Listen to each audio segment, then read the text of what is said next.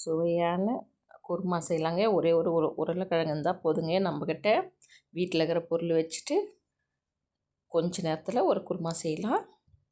முதல் முறையாக நம்ம சேனலை பார்க்குறவங்க சப்ஸ்கிரைப் பண்ணிங்க, கீழே இருக்கிற பெல் பட்டன் அழுத்திங்க. அப்போ தாங்க நான் போடுற வீடியோவில் உடனுக்குடனே உங்களுக்கு வரும். சுவையான குருமா எப்படி செய்யறதுன்ட்டு பார்க்கலாம் வாங்க, வீடியோக்குள்ளே போகலாம். ஒரு சட்டியை அடுப்பு மேலே வச்சுக்கலாங்க. அதில் இஞ்சி சின்ன சின்னதாக கட் பண்ணி வச்சு ஒரு டீஸ்பூன் எண்ணெய் ஊற்றி அதில் இஞ்சி போட்டுக்கலாம். அது கூடவே பூண்டுங்க, ஒரு 6-7 பல் பூண்டு தோல் உரித்து சேர்த்துக்குங்க. அது கூடவே பெரிய சைஸு வெங்காயத்தில் பாதி கட் பண்ணி போட்டுங்க. ஒரு 6-7 பச்சை மிளகா போட்டுங்க. அதை நல்லா கொஞ்ச நேரம் வெங்காயம் கண்ணாடி பதத்துக்கு வர மாதிரி கம்மி தீ வச்சு வதக்கி எடுத்துங்க. இந்த அளவுக்கு வதங்கி வரட்டும். அது கூடவே நம்ம ஒரு பொருள் சேர்க்க போகிறோம். இந்த அளவுக்கு வதங்கினா போதுங்க. கடலை ஒரு 2-3 டீஸ்பூனுங்க. அதை நம்ம போட்டுக்கலாம். முந்திரி பருப்பு இருந்தாலும் போட்டுங்க, நல்லாயிருக்கும். கூட கடலையும் கொஞ்சம் சேர்த்துங்க. முந்திரி பருப்பு போட்டால் இன்னும் குருமா டேஸ்ட்டாக இருக்கும். எங்கக்கிட்ட இல்லை, அதனால் நான் கடலை வெள்ளையுமே போட்டுக்கினேன். அதை போட்டு கம்மி தீ வச்சு ஒரு 2 நிமிஷம் அப்படியே சூடு ஏற்றிக்கலாங்க. இந்த கடலை போட்ட பிற்பாடு நல்லா வதக்கிட்டோம். இது வதக்கிட்டு நம்ம தனியாக எடுத்து ஆற வைக்கணுங்க. நல்லா வதங்கிடுச்சு பாருங்கள். கொஞ்சம் சோம்பு இறக்குற டைம்லங்க கொஞ்சம் சோம்பு போட்டு இறக்கலாம். சோம்பு போட்டு ரொம்ப நேரம் விட்டுறாதீங்க. இந்த அளவுக்கு சோம்பு வதங்கினா நமக்கு போதும். நம்ம முன்ன போட்டால் கருகிடும், அதனால தாங்க இறக்குறப்ப போடுறோம். ஒரு சட்டி வச்சுக்கலாங்க. நம்ம வதக்கி வச்சு தான் ஆறட்டும். ஒரு பட்டை போட்டுக்கலாங்க. எண்ணெய் ஊற்றின்னு பட்டை போட்டோம். இப்போது நம்ம லவங்கு ஒரு 3 பூ போடுங்க. தாளிக்கிறதுக்கு தாங்க, மசாலா வதக்கும் போது போடாதீங்க. பிரிஞ்சி இலை ஒரு இலையை 2ஆக கட் பண்ணி போட்டுங்க. கொஞ்சமாக கல்பாசி போட்டு கொஞ்சம் கலர் வரட்டுங்க. கருகு விட்றாதீங்க. அது கூடவே பெரிய சைஸு வெங்காயம் 1 நல்லா சிறுவாக கட் பண்ணி அதில் போட்டுக்கணுங்க. நல்லா வதங்கட்டுங்க. அது எண்ணெயில் நல்லா பொன்னிறமாக வரணும். நல்லா எண்ணெயில் கொஞ்ச நேரம் வதங்கிடுங்க. நம்ம வதங்கினோம் பாருங்க, வெங்காயம்லாம் அது சின்ன வெங்காயம் போட்டால் நல்லாயிருக்கும். எங்கக்கிட்ட இல்லை. அது கூடவே வெங்காயம் வதங்கிடுச்சு. மஞ்சள் தூள் போட்டுக்கலாங்க. கொஞ்சம் உப்பு போட்டுக்கலாம். அதுலேயே மஞ்சள் தூள் உப்பும் போட்டோம்னா வெங்காயம் தக்காளி சட்டுன்னு வதங்கிடுங்க. பாருங்கள், போட்ட உடனே வெங்காயம்லாம் எப்படி வதங்கி வந்துடுச்சு. நீங்கள் எப்போ வெங்காயம் தக்காளி வதங்கினாலும் கொஞ்சம் உப்பு மஞ்சள் தூள் போடுங்க, நல்லா வதங்கிடும். இதுக்கு கூட நம்ம கட் பண்ணி வச்ச தக்காளிங்க, நல்ல பெரிய சைஸ் தக்காளி, அதையும் போட்டு வதக்கலாம். நல்லா அந்த மஞ்சள் தூள் உப்பு போட்டு வதக்கினோம்னா எல்லாமே சத்த நேரத்துலேயே வதங்கிடுங்க.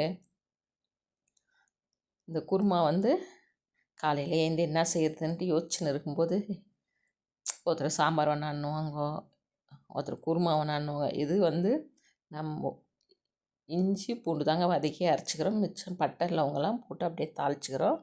பாருங்கள், பேசினே இருந்தோம், வதங்கிடுச்சு. அதுங்காட்டி மீது நல்லா வதங்கிடுச்சுங்க.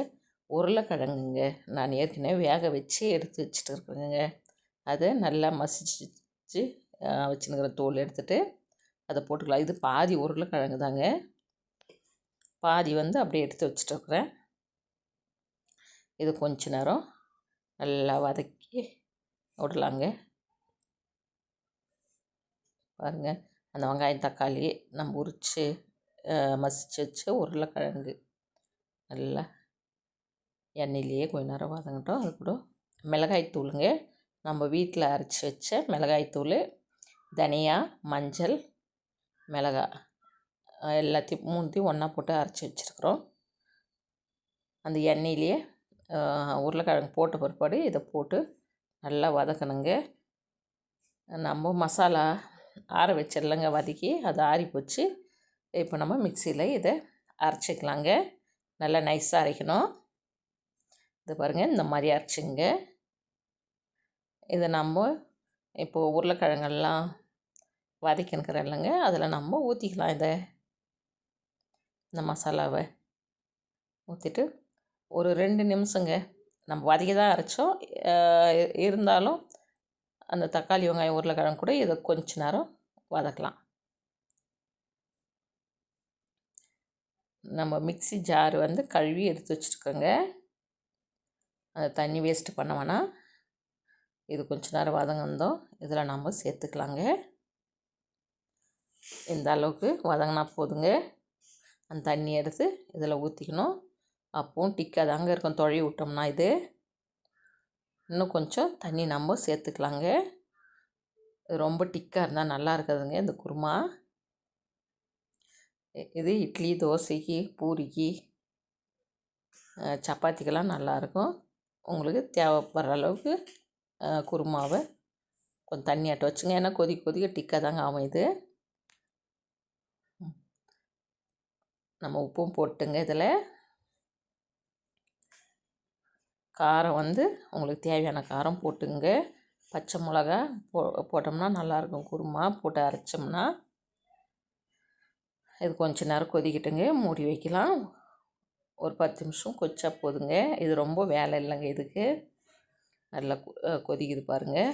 இந்த டைமில் உப்பு அதெல்லாம் பார்த்துங்க. நம்ம எடுத்து வச்சு பாதி உருளைக்கிழங்கு சிறுவாக கட் பண்ணி போட்டாச்சுங்க. இது நல்லா தொழி விடுங்க. இது பூரிக்கெல்லாம் கூட ரொம்ப சூப்பராக இருக்குங்க. இப்போ கொத்தமல்லிங்க கட் பண்ணி வச்சுருக்கிறேன், அதையும் இதில் போட்டுக்கலாங்க.